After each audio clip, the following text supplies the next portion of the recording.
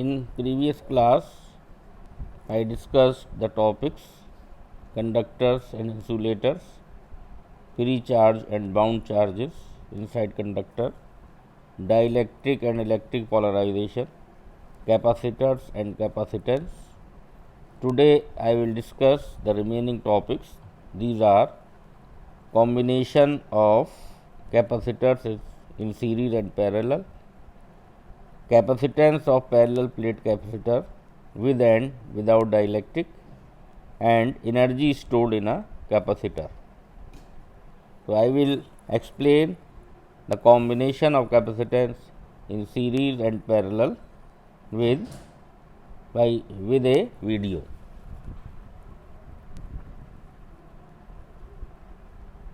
There are three capacitors. Their capacitances are C1, C2 and C3. We can take it for n capacitor also. Here I am showing only 3. The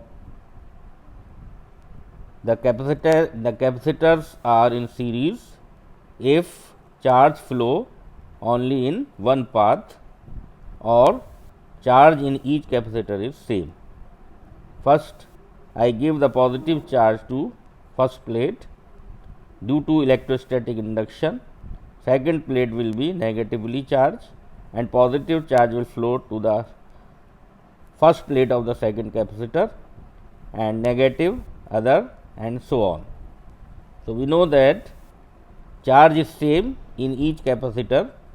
So, potential difference along C1 will be V1 is equal to Q by C1, V2 is equal to Q by C2, V3 is equal to Q by C3, and the potential given is divided into 3 parts, V1 plus V2 plus V3. Let equivalent is of these 3 is CS. So, V is equal to Q by CS. So, Q by CS is equal to Q by C1 plus Q by C2 plus Q by C3. We can take common Q, then we will get Q 1 upon C1 plus 1 upon C2 plus 1 upon C3. So, the formula will be 1 upon CS is equal to 1 upon C1 plus 1 upon C2 plus 1 upon C3. If we take n capacitors, then it will be 1 upon CS is equal to 1 upon C1 plus 1 upon C2 plus 1 up to 1 upon Cn, or we can write in this way 1 upon CS is equal to sigma I is equal to 1 to n 1 upon Ci. The reciprocal of the equivalent capacitance equal to the sum of the reciprocal of the capacitances of individual capacitor when they are in series, and the equivalent capacitance is least than the least amount of the capacitance connected in series. So, for example, we can say there are 2 microfarad, 3 microfarad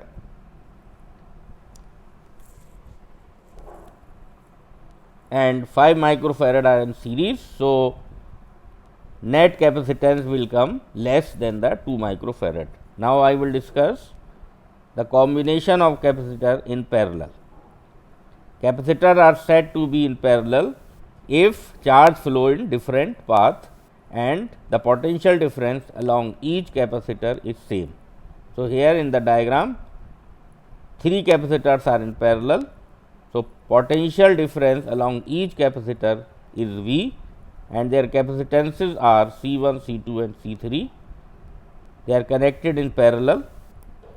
So, charge on one capacitor Q1 is equal to C1V, Q2 is equal to C2V, Q3 is equal to C3V, and total charge Q is equal to sum of charge flow in each capacitor, that is Q1 plus Q2 plus Q3, and if equivalent is Cp, then Q will be equal to Cpv, P is in subscript. So, Cpv is equal to C1V plus C2V plus C3V. So, we will get Cp is equal to C1 plus C2 plus C3. If there are n capacitors, then Cp is equal to C1 plus C2 plus C3 up to Cn, or we can write Cp is equal to sigma I is equal to 1 to n Ci. It means the equivalent capacitance in parallel is more than the largest value of the capacitors connected in parallel.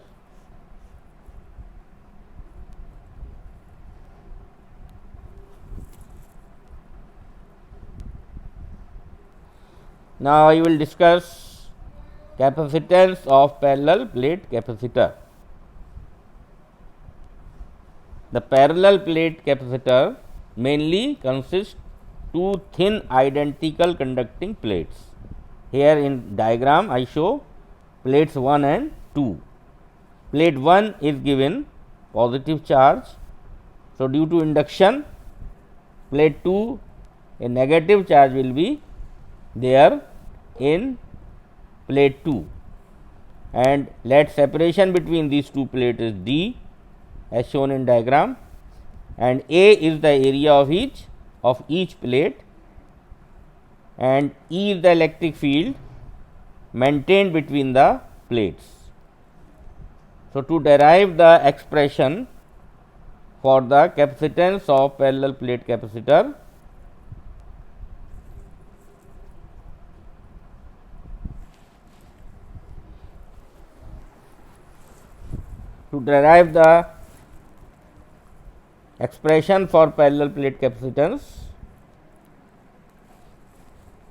first we will find the potential difference between two plates, that is electric field multiplied by separation, and electric field between two plates, one is positively and another is negative, then E is sigma by epsilon naught. You can find sigma E is equal to sigma by 2 epsilon naught plus sigma by 2 epsilon naught. So, electric field will be sigma by epsilon naught. Here sigma is the surface charge density and epsilon naught is the permittivity of free space, because between the plate there is air. So, we take here epsilon naught. So, sigma, sigma is the surface charge density, it is charge upon area. A is the area of the plate. So, we can write here Q upon A epsilon naught d.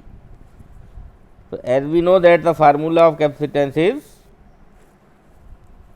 Q upon V, charge divided by potential difference. So, by putting this value we will get epsilon naught A by d. If some dielectric is filled between the gap of the plates, then see it is denoted by Cm, it will be epsilon naught epsilon R A by d, where epsilon R is the dielectric constant of the material filled, or it is known as dielectric constant.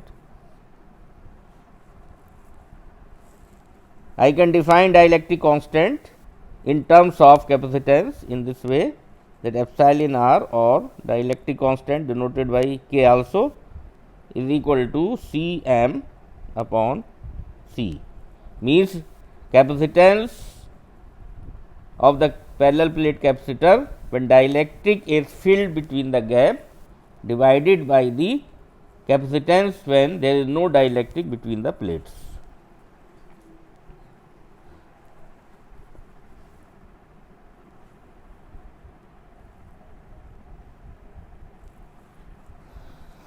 Now, I will discuss about the capacitance of a parallel plate capacitor with a dielectric slab.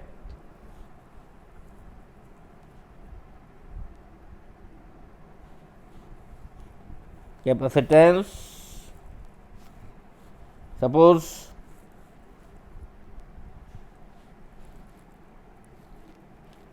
Let consider a parallel plate capacitor.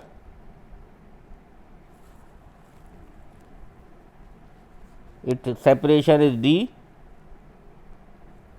that a dielectric slab of thickness T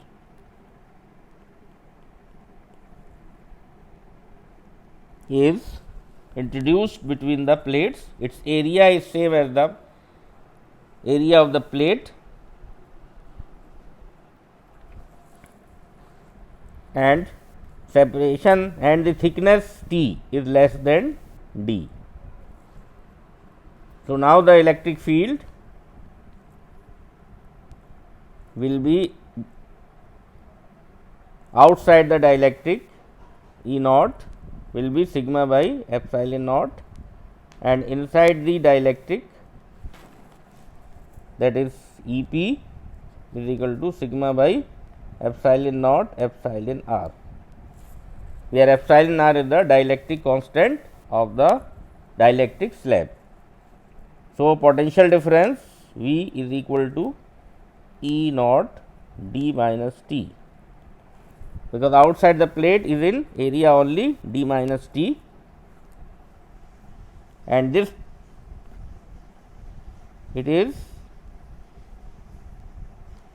in thickness T. So,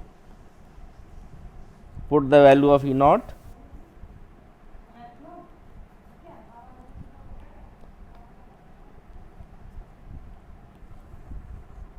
Now, we can take common sigma by epsilon naught. It will d minus T plus T by epsilon r.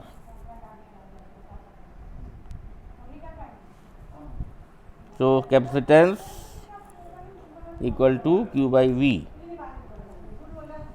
and we will get epsilon naught A upon epsilon naught A upon d minus T plus T upon epsilon r. In place of epsilon r, we can also write K. So, in this way we can also write upon d minus T plus T by K. Cases are there if slab is fully inserted between the gap, then C will be, then T is equal to D, and it will be epsilon naught K A by D, and capacitance will increase by dielectric constant times, means C is equal to K C naught. If in place of dielectric some conducting slab introduced and the thickness of the conducting slab is less than D, then K dielectric constant for the conductor is infinite. So, C will be epsilon naught A upon D minus T. If suppose the metal slab is fully inserted between the gap between the plates, then C will be infinite. Now, I will discuss another topic, that is energy stored in a capacitor. Work done to displace second plate has minus q charge from plate 1. This work done is stored as potential energy or electrostatic energy. So, to find the work done, first we will find force between the plates of capacitor.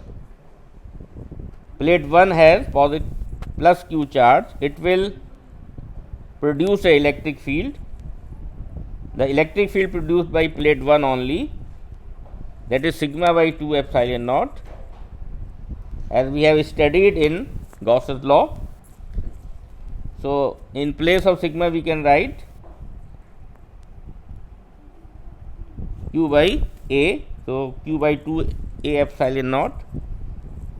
Now, negative charge on the plate 2 is in electric field, in this electric field. So, F is equal to minus QE. We know that force is equal to charge into electric field. So, we will get this minus Q square by 2A epsilon naught. So, magnitude of the force we will take only positive, that is Q square by 2A epsilon naught. So, to derive the expression for energy stored,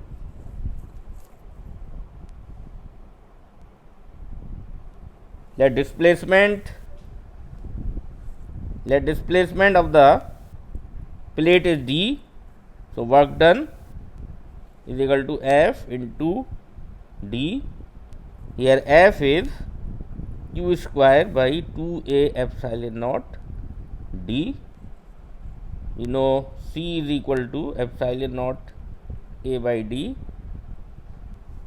So, it will be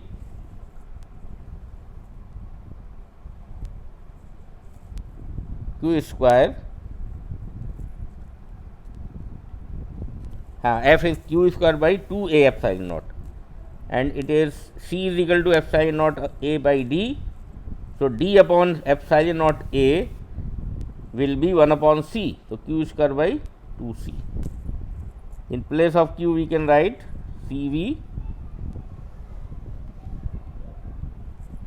then it will be half CV square.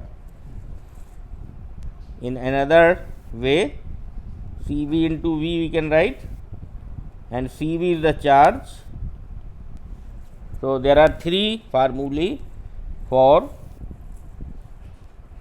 energy stored, that is Q square by 2C, 1 upon 2 CV square, and 1 upon 2 Q into V, 1 upon 2 charge into potential. This work done is stored as a electrostatic energy. So, U is equal to W is equal to Q square by 2C is equal to half CV square is equal to half Q into V. We can derive this formula by another way, that it is a positive plate and it is a negative plate of the capacitor. Charge is transferring from plate 1 to 2.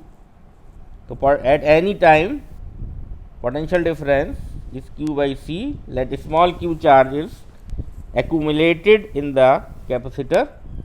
Let we want to give further dq charge to plate 1.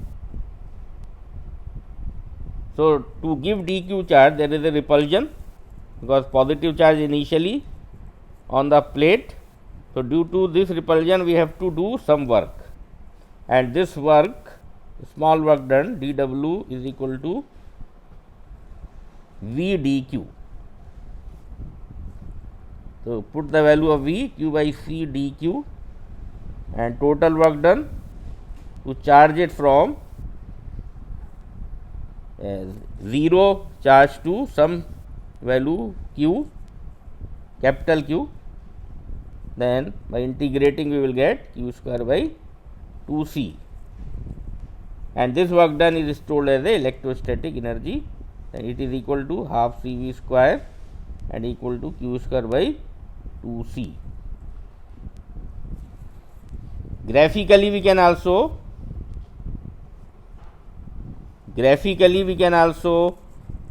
find this formula, that potential is directly proportional to the charge. So, if we draw a graph between Q and V, between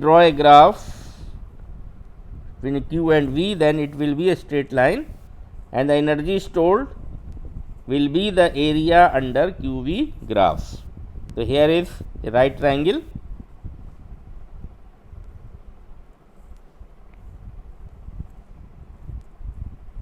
There is a right triangle, and right triangle the formula for area is 1 upon 2 base into height. Here base is Q and height is V. So, formula will be 1 by 2 QV. Put the value of Q CV, then we will get the formula. Now total energy is stored in a combination of capacitor. Suppose the capacitors are in series and equivalent capacitance is Cs, then energy stored will be Q square by 2 Cs, and we know 1 upon Cs is equal to 1 upon C1 plus 1 upon C2 up to 1 upon Cn. So Q square by 2 taken as common. So we will get this Q square by 2 C1 plus Q square by 2 C2 up to Q square by 2 Cn, and Q square by 2 C1 is energy stored in one capacitor plus energy stored in second, so on. Suppose capacitors are in parallel and equivalent capacitance is Cp, then energy stored will be 1 upon 2 Cp square of the potential difference, and Cp is equal to C1 plus C2 plus up to Cn. So we can write in this way, and the conclusion is that the total energy is stored in series or parallel combination is equal to the sum of energy stored in individual capacitors. Now another important concept, that is energy density in the volume between plates. Energy density means energy stored per unit volume. Suppose consider a parallel plate capacitor, its energy you know 1 upon 2 Cv square, and C is equal to epsilon naught Ka upon d, where K is the dielectric constant, and V is equal to electric field into separation. By putting this value and dividing by volume, we will get this formula.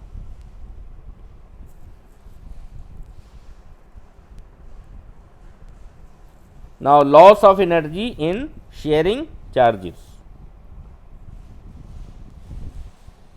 Suppose there are two conductors, they are not connected.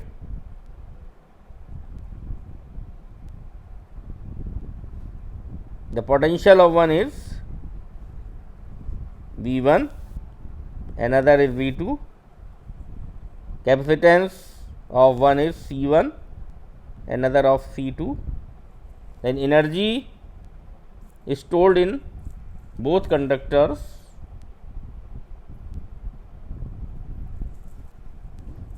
U1 is equal to 1 upon 2 C1 V1 square, U2 is equal to 1 upon 2 C2 V2 square. So total is U1 plus U2 1 upon 2 C1 V1 square plus, let now we connect them. So there is a sharing of charge, and charge will transfer from one to another up till potential will not same. To find common potential by using law of conservation of charge, initial charge is C1 V1 plus C2 V2. In first the charge is C1 V1, in another is C2 V2. So total charge is C1 V1 plus C2 V2. When we connect them, then equivalent capacitance will be C1 plus C2, because they are in parallel, because potential is common. That common potential is V. So V is equal to C1 V1 plus C2 V2 upon C1 plus C2. Now we will find the total energy 1 upon 2, total capacitance is this, put the value 1 upon 2 C1 plus C2, value C1 V1 plus C2 V2 whole square upon C1 plus C2 whole square. That it is denoted by U dash, because after combination it is the energy. Then we will get C1 V1 plus C2 V2 whole square upon 2 C1 plus C2. Now we want to find the loss we find u minus u dash and it come a positive quantity, it means u is more than u dash. So, put these values.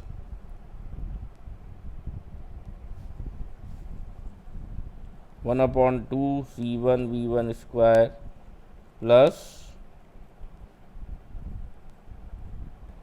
minus 1 upon 2 C1 V1 plus C2 V2 whole square upon C1 plus C2. Then we will get, by calculating it, we will get C1 C2 by 2 C1 plus C2 V1 minus V2 whole square, and it is a positive quantity. It means u is more than u dash. It means energy is lost. But where this energy lost? This energy is lost in form of heat energy. It heat up the wire which connect these two conductors. Thank you.